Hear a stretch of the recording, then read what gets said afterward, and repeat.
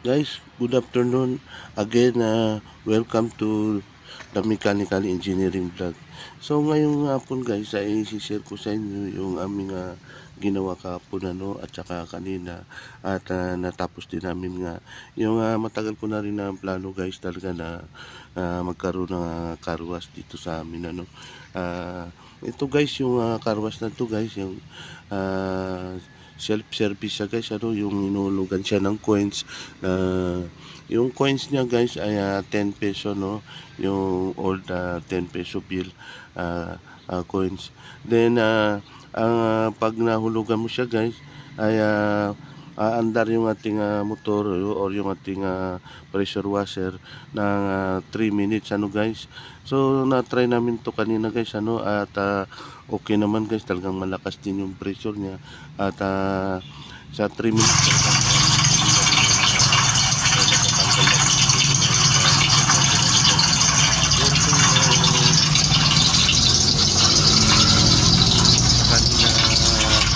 mabitin pa kayo sa 3 minutes kaya magdagdag na kayo ng another 10 peso coin.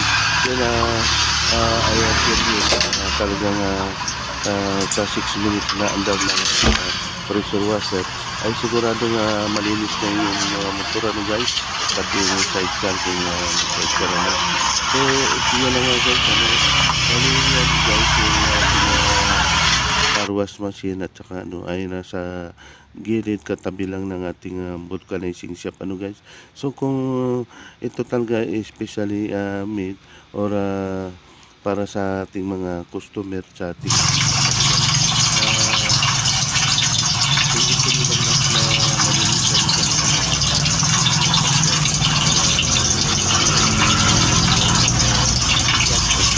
car wash area at dito nga sa amin sa aming vulcanizing shop ay meron at kami car wash station nakapagpapag guys na malinis yung ating mga makina ang mga mga tricycle kasi yung mga dumi na ay sundan sa ating mga makina yan ang maging cause ng malfunction para ma-prevent yung unnecessary shutdown or shorten yung life ng ating mga mechanical parts ay mas maganda yung minimaintain natin yung kalinisan ng ating mga sasakyan, lalong lalo na yung kanyang mga motor, mga mechanical parts like mga kadena, gulong at mismo yung ating engine guys mas maganda. Bukod sa maganda na ay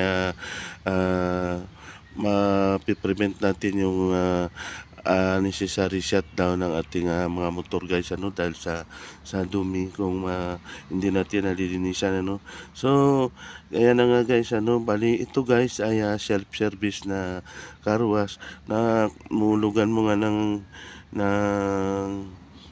coins, then kusa na nga andar yung ating pressure washer guys bali ikaw tututok mo na lang yung hose yung motor o sasakyan at nang malinis na siya guys.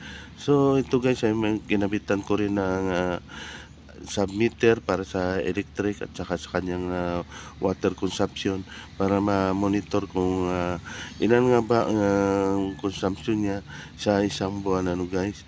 So yan nga makikita natin yung submeter, water submeter yan ginamit namin doon sa kanyang supply sa ganun ma-monitor yung kanyang consumption, water consumption.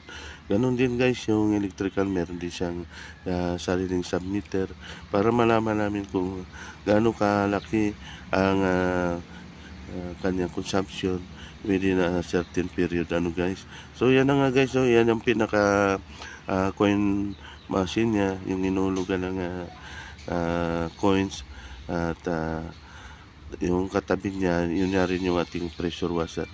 So guys, maraming salamat tuloy sana ay patuloy niyong suportahan yung aking maliit na channel na Mechanical Engineering Vlog. Maraming salamat tuloy guys at magandang araw sa lahat.